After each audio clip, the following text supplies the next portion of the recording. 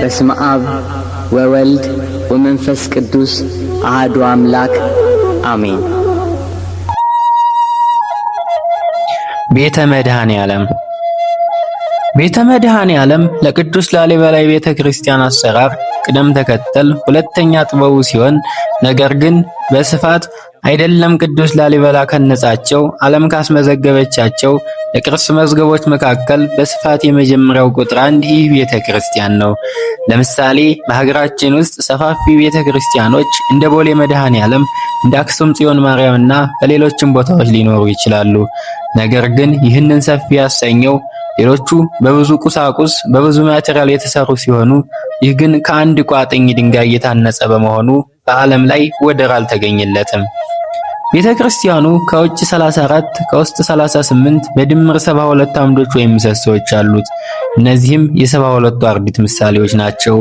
ለቤተ ክርስቲያኑ የብርሃን ማስገቢያ የሚሆኑ 52 መስኮቶችና 3 በሮች አሉት።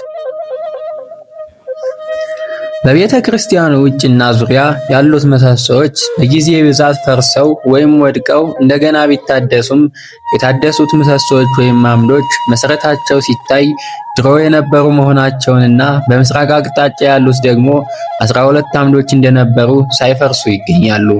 ከውጭ ከቤተ ክርስቲያኑ በምስራቅ በኩል ሴት ልጅ በ80 ቀን ወንድ ልጅ በ40 ቀን ሥርዓተ ጥምቀት ሲፈጸምበት የነበረች ጉድጓድ ትገኛለች።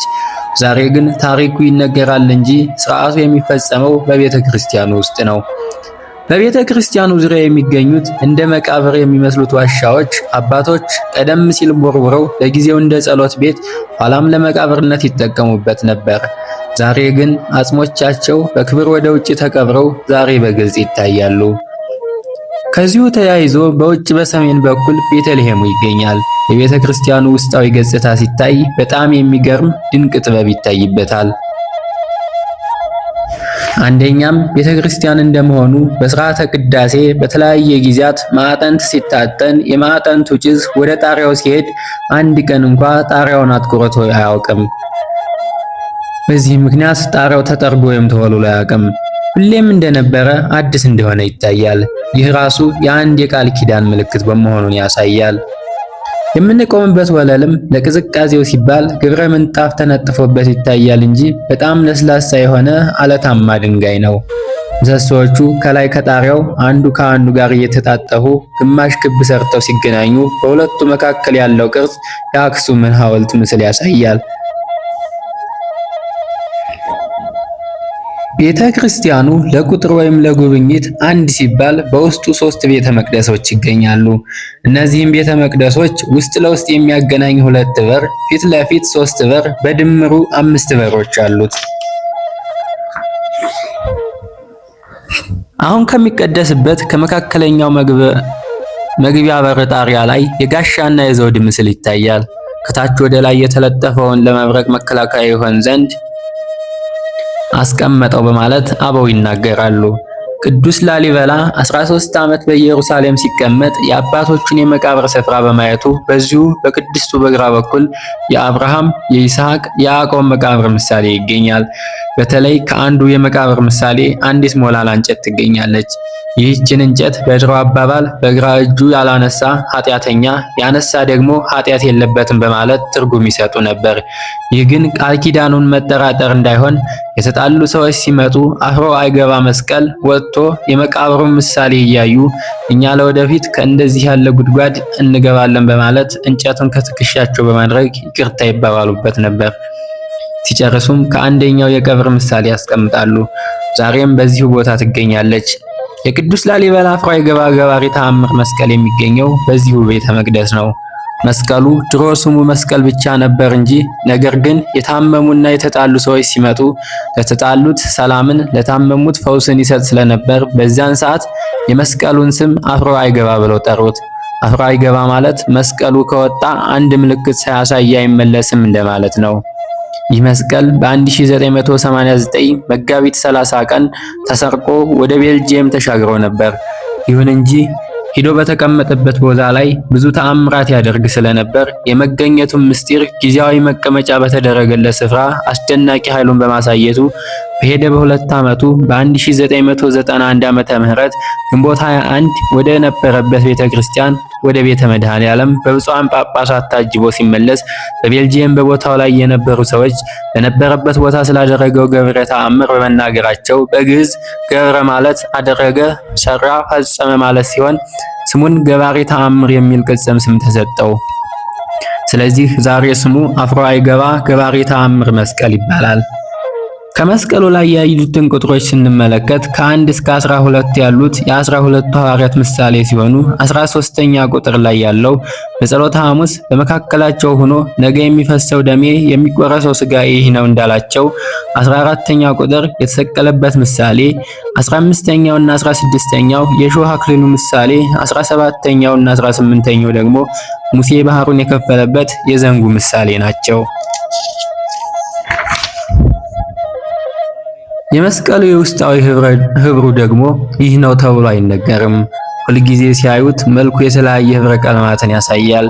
ይህ መስቀል የተገኘው ከማህሌቱ ጎን ጣሪያው ጥግ ካለው ምሰሶ ፍልፍል ውስጥ ነው። መስቀሉ ዛሬም በአልጋ በድጋፍ በተለያየ ነገር የሚመጡትን በሽተኞችን እየፈወሰ ይገኛል። ስለ መስቀሉ ፈዋሽነት ማየት ማመን ነውና መጥቶ ድህነትን መቀበል አሁንም መመስከር ይቻላል። መጀመሪያ መስቀሉ በፈዋሽነቱ አፍሮ አይገባ፣ በገብረ ተአምራቱ ገብረ ተአምር፣ አፍሮ አይገባ ገባሬ ተአምር መስቀል ተባለ። አምዶቹ የታደሱበት ዘመንም አንደኛ በአጼ ዳግማዊ ምኒልክ በ1890 ዓመተ ምህረት ጣራውን በኖራና በመዳብ አምዶቹን በሰሜንና በደቡብ ተሰባብረው የወደቁትን እስከ መስኮት ድረስ በማስጠገን እንክብካቤ ያደረጉለት። ገና ሳያልቅ በ1906 ዓመተ ምህረት አጼ ምኒልክ ከዚህ ዓለም በሞት ሲለዩ በጅምሩ ቀረ። ይህ ስራ አስመጥተው እንዲያድሱ ያደረጓቸው የአርማንያ ተወላጅ የሆኑትን አንደኛ ሙሴ ፊሊጳን፣ ሁለተኛ ምሁር ታሊን ይባላሉ። ሁለተኛም በንግስት ዘውዲቱ በ1913 እና በ1916 ቤተ ማርያምን በስተሰሜን ያሉትን በሮች፣ ቤተ ደናግልን፣ ቤተ ጎለጎታን፣ ቤተ ሊባኖስን አስጠግነዋል። ሶስተኛም በ1954 ዓመተ ምህረት በቀዳማዊ ኃይለ ሥላሴ ዘመነ መንግስት ከንጉስ በተባለ ኢጣሊያዊ ለአጼ ምኒልክ በጅምሩ ተቋርጠው የነበሩትን የቤተ መድኃኔዓለም አምዶች ፍጻሜ አግኝተዋል። በዚሁ አብሮ ቤተ አማኑኤልንም በክፍል ጠግኗል። ስለዚህ የቤተ መድኃኔዓለም አምዶች እድሳት ተደርጎላቸው ፍጻሜ ያገኙት በሁለቱ ነገስታት ነው። ይህ ከንጉስ የተባለ ጥበበኛ እድሳት በሚያደርግበት ጊዜ ምሰሶዎችን ከጠገነ በኋላ ቀጫጭን ብረት እየቆረጠ ህንፃውን በመቦርቦር ብረት አስገባበት። ህንፃውንም ቀይ የካርታሚት ቀለም ቀባው። በዛን ጊዜ የድሮ ውበቱን ከመጋፋቱም በላይ በፀሐይ ሙቀት ጊዜ የቀባው ቀለም ይሸት ስለነበር በእኛ አቆጣጠር በ1959 በኢሮፓዊ አቆጣጠር ደግሞ በ1967 ሳንድሮ አንጀልኒ የተባለ ጥበበኛ ሊጠግን መጥቶ ከንጉስ የቀባውን ካርታሚት ሲያስፍቅ ጣራውን ፈንጂ የወደቀበት በማስመሰል ቦርቦሮ ድሮ ውበቱን አጥፍቶታል። ተቀብቶ የነበረው ቀለም ዛሬ ለምልክት በደቡብ አቅጣጫ ይገኛል። ቤተ መድኃኔዓለምን እንደዚህ ካየን ደግሞ ቀጣዮቹን ቤተ ክርስቲያናት በቅደም ተከተል እናያቸዋለን። ከዚህ ከቤተ መድኃኔዓለም ቀጥታ ፊት ለፊት ወደ ቤተ ማርያም የሚያገናኝ የዋሻ መንገድ አለ። በዚህ መንገድ እንዳለፍን በአንድ ቅጽረ ግቢ 3 ቤተ ክርስቲያኖች ይገኛሉ። እነሱም ቤተ ማርያም፣ ቤተ መስቀልና ቤተ ደናግል ናቸው። ወደ እነዚህ ወደ 3ቱ ቤተ ክርስቲያናት ቅጽረ ግቢ ለመግባት 2 ዋና ዋና በሮች አሉ። አንደኛው በቤተ ደናግል፣ ሁለተኛው ደግሞ በቤተ መድኃኔዓለም አቅጣጫ ናቸው። አንድ አምላክ ለሆነ ለአብ ለወልድ ለመንፈስ ቅዱስ ዛሬም ዘወትርም እስከ ዘላለሙ ድረስ አሜን። የቅዱስ ላሊበላ ረድኤቱና በረከቱ አማላጅነቱ በሁላችንም ላይ ይደርብን እስከ ዘላለሙ ድረስ አሜን።